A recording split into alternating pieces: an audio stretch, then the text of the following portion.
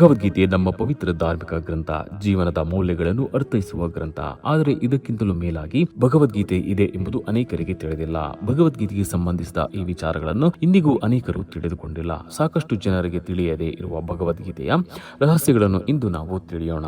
ಭಗವದ್ಗೀತೆಯು ಕೇವಲ ಧಾರ್ಮಿಕ ಗ್ರಂಥವಲ್ಲ, ಇದು ನಮ್ಮ ಜೀವನವನ್ನು ಸರಿಯಾದ ಮಾರ್ಗದಲ್ಲಿ ನಡೆಸಲು ಸಹಾಯ ಮಾಡುವಂತಹ ಮಾರ್ಗದರ್ಶಿ. ಗೀತೆಯ ಶ್ರೇಷ್ಠ ಸಂದೇಶವೆಂದರೆ ನಿಷ್ಕಾಮ ಕರ್ಮ. ಫಲಿತಾಂಶಗಳ ಬಗ್ಗೆ ಚಿಂತಿಸದೆ ನಿಮ್ಮ ಕರ್ತವ್ಯವನ್ನು ಸಂಪೂರ್ಣವಾಗಿ ಪ್ರಾಮಾಣಿಕತೆಯಿಂದ ನಿರ್ವಹಿಸುವುದು.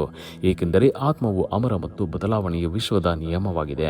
ಜ್ಞಾನ, ಭಕ್ತಿ ಮತ್ತು ಸರಿಯಾದ ಕ್ರಿಯೆಯ ಮಾರ್ಗವನ್ನು ಅನುಸರಿಸುವ ಮೂಲಕ ಜೀವನದ ಪ್ರತಿಯೊಂದು ಸವಾಲನ್ನು ಎದುರಿಸಲು ಮತ್ತು ಅಂತಿಮವಾಗಿ ಮೋಕ್ಷವನ್ನು ಪಡೆಯಲು ಇದು ನಮಗೆ ಸ್ಫೂರ್ತಿ ನೀಡುತ್ತದೆ. ಆದರೆ ಇದಕ್ಕಿಂತಲೂ ಮಿಗಿಲಾಗಿ ಭಗವದ್ಗೀತೆಯ ಬಗ್ಗೆ ತಿಳಿದುಕೊಳ್ಳಲು ನಮಗೆ ಸಾಕಷ್ಟು ವಿಚಾರಗಳಿವೆ. ಗೀತೆಯನ್ನು ಸಾಮಾನ್ಯವಾಗಿ ಉಪನಿಷತ್ತುಗಳ ಸಾರ ಅಥವಾ ಗೀತೋಪನಿಷತ್ ಎಂದು ಕರೆಯಲಾಗುತ್ತದೆ. ಗೀತೆಯು ಈ ಎಲ್ಲ ಉಪನಿಷತ್ತುಗಳು ವೈದಿಕ ಜ್ಞಾನದ ಅಂತಿಮ ಮತ್ತು ಸರಳ ತೀರ್ಮಾನವೆಂದು ನಂಬುತ್ತಾರೆ.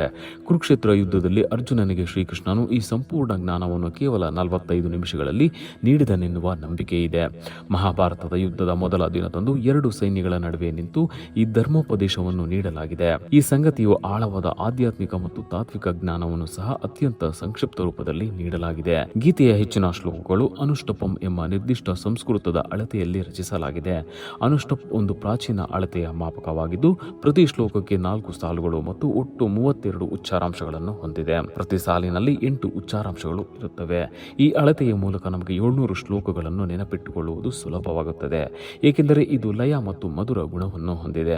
ಅನೇಕರು ಶ್ರೀಕೃಷ್ಣನೇ ಭಗವದ್ಗೀತೆಯನ್ನು ಮೊದಲು ಬೋಧಿಸಿದ ಎಂದು ತಪ್ಪಾಗಿ ತಿಳಿದುಕೊಂಡಿದ್ದಾರೆ. ಸ್ವತಃ ಶ್ರೀಕೃಷ್ಣನೇ ಭಗವದ್ಗೀತೆಯ 4ನೇ ಅಧ್ಯಾಯದಲ್ಲಿ ಈ ಅವಿನಾಶಿ ಯೋಗವನ್ನು ಮೊದಲು ಸೂರ್ಯದೇವರು ವಿವಸ್ವಾನ್ಗೆ ನೀಡಿದನೆಂದು ಹೇಳಿದ್ದಾರೆ.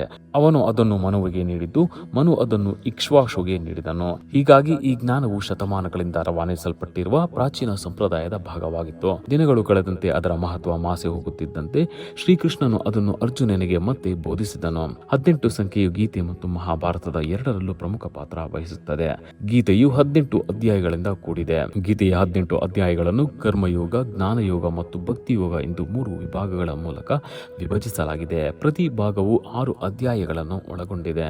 ಭಗವದ್ಗೀತೆ ರಾಜವಿದ್ಯಾ ಮತ್ತು ಗುಹ್ಯಂತರ ಜ್ಞಾನ ಎಂದು ಕರೆಯಲ್ಪಡುತ್ತದೆ. ರಾಜವಿದ್ಯೆ ಎಂದರೆ ಎಲ್ಲಾ ವಿದ್ಯೆಗಳಲ್ಲಿ ಅತ್ಯುತ್ತಮ ಜ್ಞಾನವನ್ನು ನೀಡುವಂತಹ ಕಲೆಯಾಗಿದೆ. ಇದು ಮೋಕ್ಷದ ಮಾರ್ಗವನ್ನು ತೋರಿಸುವುದಲ್ಲದೆ ಇಂದಿನ ನಿರ್ವಹಣಾ ತತ್ವಗಳ ಆಧಾರವಾಗಿರುವ ಒತ್ತಡ, ಮಾನಸಿಕ ಹಿಂಸೆ ಮತ್ತು ಬಾಂಧವ್ಯದಿಂದ ಮುಕ್ತವಾಗಿ ಜಗತ್ತಿನಲ್ಲಿ ಯಶಸ್ವಿ ಜೀವನವನ್ನು ಹೇಗೆ ನಡೆಸಬಹುದು ಎಂಬ ಪಾಠವನ್ನು ಕಲಿಸುತ್ತದೆ. ಭಗವದ್ಗೀತೆಯಲ್ಲಿನ ಎಲ್ಲಾ ಶ್ಲೋಕಗಳನ್ನು ಅಥವಾ ಸಂಪೂರ್ಣ ಭಗವದ್ಗೀತೆಯನ್ನು ಶ್ರೀಕೃಷ್ಣನೊಬ್ಬನೇ ವಿವರಿಸಿದ್ದಾನೆ ಎಂದು ಅನೇಕರು ತಿಳಿದುಕೊಂಡಿದ್ದಾರೆ. ಇದು ತಪ್ಪು.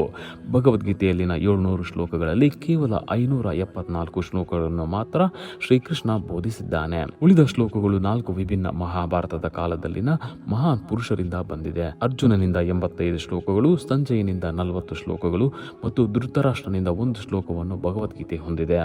ಇದು ಸಂವಾದದ ಆಳ ಮತ್ತು ಅಗಲವನ್ನು ಪ್ರತಿಬಿಂಬಿಸುತ್ತದೆ. ಅಲ್ಲಿ ಸಂಜಯನು ಯುದ್ಧದ ಘಟನೆಗಳನ್ನು ಧೃತರಾಷ್ಟ್ರನಿಗೆ ವಿವರಿಸುತ್ತಾನೆ.